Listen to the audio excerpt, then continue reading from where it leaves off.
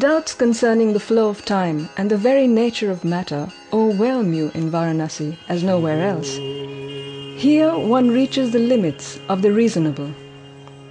Take all the elements that make up an Indian city, its temples, palaces, monuments, twisting narrow lanes, crooked houses, tiny shops, spider web-like electrical distribution. Throw it all into a large bag and then spread out the contents pell-mell over some 2 square kilometers along an immense ochre river, sacred from time immemorial. And this is Varanasi. In this mesmerizing virtual setting, very often of great beauty, since the order found in chaos quite simply escapes us, throw in thousands of cows, bulls and goats. Add yet to this a lot of men and women, and hordes of children, and cries of animals and the noise of motor rickshaws, the blaring of horns, the temple bells, the mind-numbing din of generators, and finally the murmur of mantras rising from the banks of the Ganges. And this again is Varanasi, also called Benares, the earth's oldest living city. In this astonishing context, in the midst of life, hot, muggy and restless, you will learn about an ancient tradition and the steps taken, beginning with a single silk thread and leading to the magnificent elaboration of fabrics that have clothed not only Maharajas, princesses and foreign kings, but also common men. For centuries in Varanasi, a Muslim guild has embroidered and weaved with no equal. But what of today?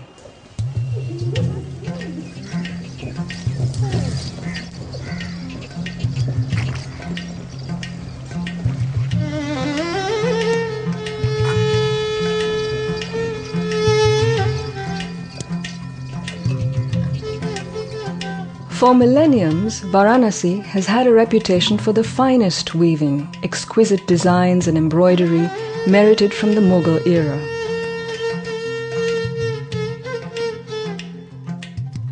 The quality of its silk fabrics is considered the most refined in the country and a must as a marriage gift. Whether the end product is a rich brocade enhanced with gold and silver thread for a Tibetan monastery, or a soft and colorful sari to grace an elegant woman, or a simple perfume scarf worn around the neck, the weaving process will nonetheless be the same. Indian civilization has always considered attire devoid of stitching as clothing consecrated to purity.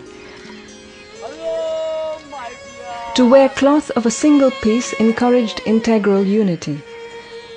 In Indian mythology, weaving becomes a metaphor for the creation of the universe. The sutra, or thread, is at its core, whereas the sutradhar, the weaver, is the architect, the creator of the universe. Kabir, a 15th century Muslim weaver from Varanasi, found inspiration on his handloom and composed numerous poems. He is considered today a great poet and mystic. The songs he composed speak of the intimate link between the weaver, his art and his soul. No one knows the secret of the weaver, who spread his warp through the universe. He dug 2 ditches, sky and earth, made 2 spools, sun and moon, filled his shuttle with 1,000 threads, and weaves still today a difficult length. Kabir says, they're joined by actions, good threads and bad. That fellow weaves both.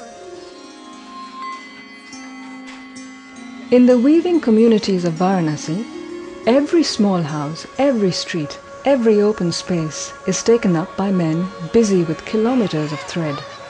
The number of weavers is estimated today to be 150,000. First, you need silk to make a sari. The main supplier of silk yarn today is China. Then you need a design. Generally, this means replicating traditional sari patterns. To this, zari will be added, a golden thread that will give the sari its sheen and enhance its richness. All these elements will contribute to an elaborate process culminating in the creation of the fabric. The first step consists in winding the yarn onto a spool. This task is given over to women, one of the rare moments in the fabrication process where women are involved. The silk thread is taken from the spools and wound onto large hanks calibrated lengthwise in order to fit the handloom. These hanks are then dipped in boiling water for 20 minutes in order to rid the thread of a natural gum secreted by silkworms.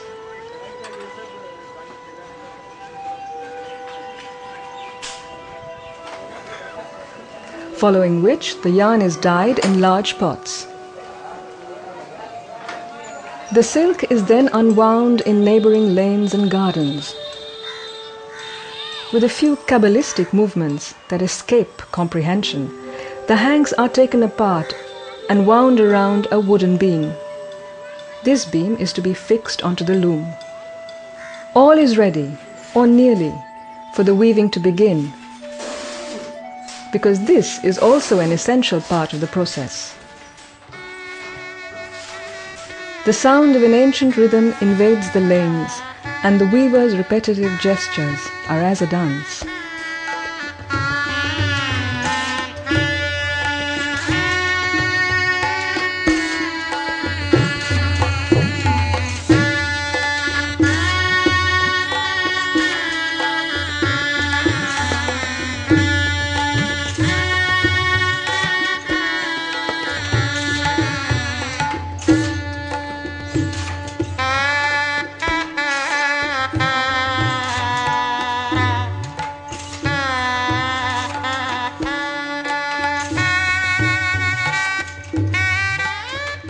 For centuries, the traditional designs that embellish saris have been drawn on grid paper.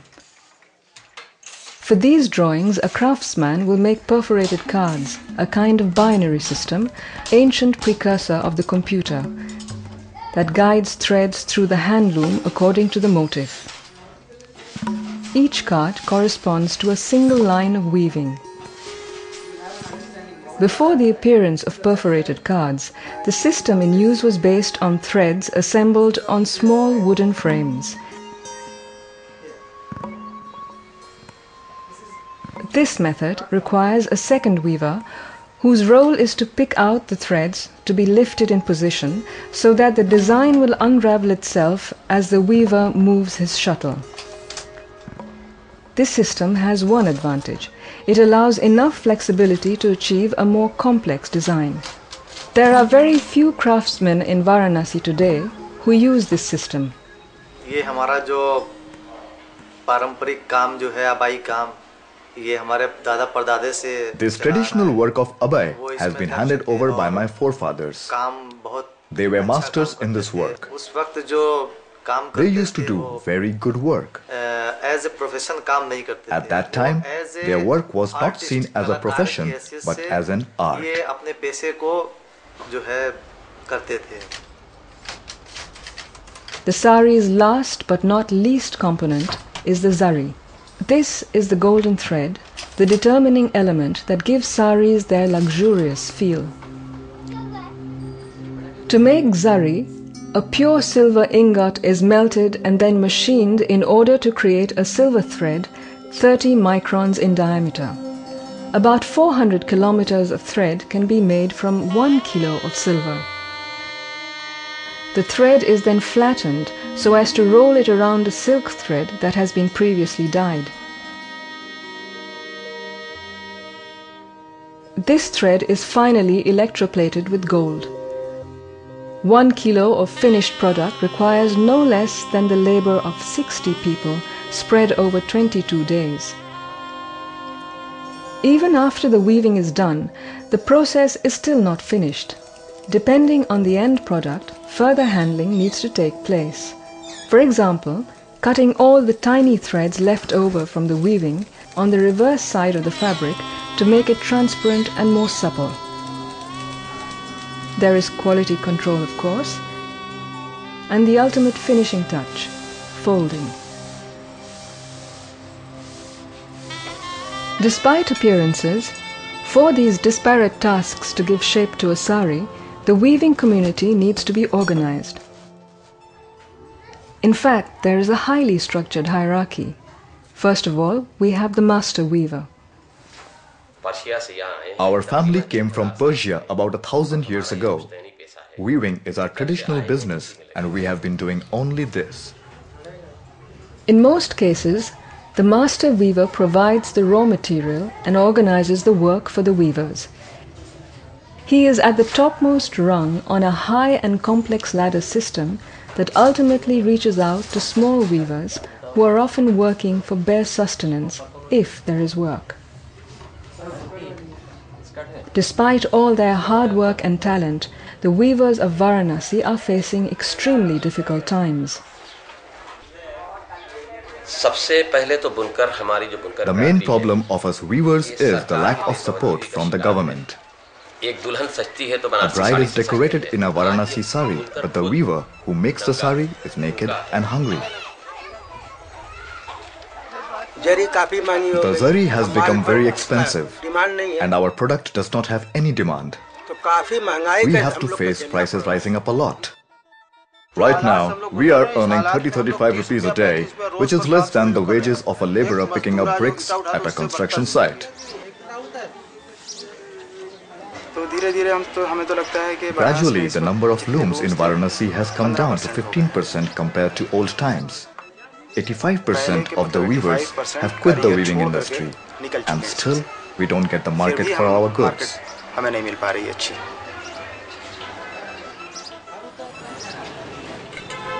The sizzler and shutterless looms are manufacturing 500 to 600 meters a day, which are working in China.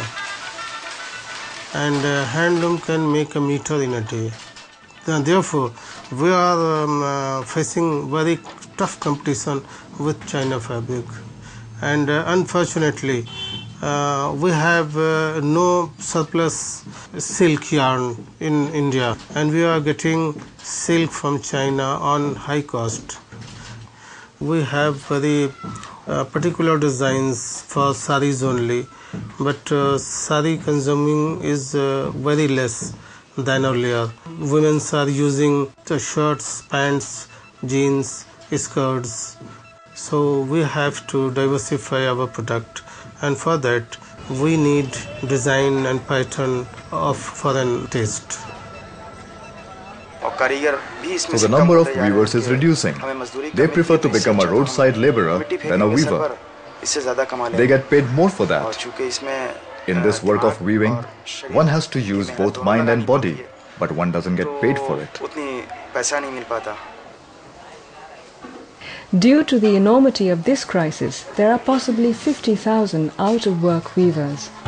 Individuals and organizations have come forward to create work opportunities for these weavers so that they may practice their art and also live from it.